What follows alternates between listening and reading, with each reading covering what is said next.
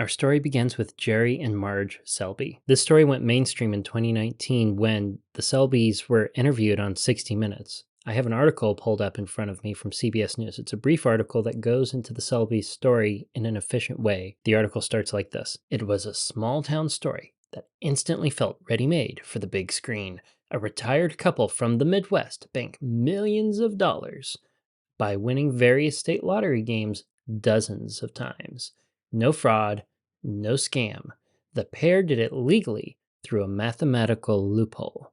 60 Minutes first reported on the story of Jerry and Marge Selby in January 2019.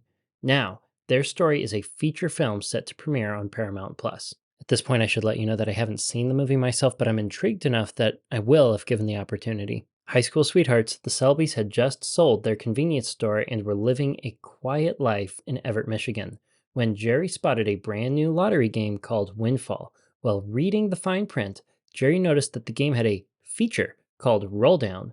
The lottery would announce when it was going to happen. I'm going to momentarily step away from the article because it doesn't tell you how the mathematical loophole worked, and I think it's important to understand. So the way that the Windfall lottery worked is there were 6 numbers on your ticket. Each number ranged between 1 and 49. So if you had a ticket and all 6 numbers on your ticket matched what was drawn, you would win the jackpot. But once that jackpot got large enough, they would take it and roll it down into the lower prices. Under normal circumstances, when a roll down wasn't going on, you could have a ticket that matched 5 out of the 6 numbers and win $2,500, or 4 out of the 6 numbers and win, I think it was $100. And if you had 3 numbers that matched, you'd win $5. Each ticket cost $1, so each prize would be a fair gain. But I think it's when the jackpot hit $5 million, each one of these smaller prizes were multiplied by a factor of 10. So having 5 numbers that matched up got you $25,000. Having 4 got you $1,000. And having 3 matching numbers on your ticket got you $50. And it is that particular feature that is exploitable for this lottery game. Now, Jack Selby saw this, and being someone who's mathematically savvy, was able to quickly figure out the odds of having a ticket with 3 or 4 matching numbers. Effectively, buying a ticket that would have 4 matching numbers had a 1 in 1,500 chance. Meanwhile, buying a ticket that would have 3 matching numbers was roughly 1 in 54. That means, in Jack's words, here's what I said. I said, if I played $1,100, mathematically I'd have one 4-number winner. That's $1,000.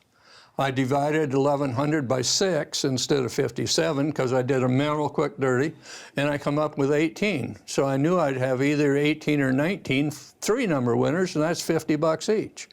At 18, I got $1,000 for a 4-number winner, and I got 18 3-number winners worth $50 each. That's $900. So I got $1,100 invested, and I've got a $1,900 return. Even if he's really unlucky with that particular approach, I think he's going to end up coming out on top. He'd have to be really unlucky to make a big bet of at least $1,100 and not come out ahead. And this was easy for Jerry because he had a bachelor's degree in mathematics. It's just basic arithmetic, is what he told 60 Minutes. Now, this next move is inspiring.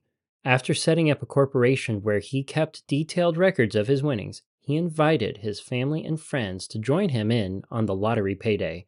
When Michigan shut down the Windfall game, Jerry set his sights on a lottery game with similar rules in Massachusetts. All told, the Selbys grossed more than $26 million from playing the lottery. Some reports say it's 28, but they put their winnings toward renovating their home and helping their grandchildren and great-grandchildren pay for their education. Isn't that downright wholesome? Instead of living it up lavishly and spending this money away on their own desires, they invested in their legacy, in their children and grandchildren, in their education, changing their family tree. To wrap up the story, I want to cover exactly what happened to prevent the Selbys from continuing to game the Windfall lottery. Smart people had figured out, if I buy enough of these tickets, I'll always be a winner. I'll get back more than I spent.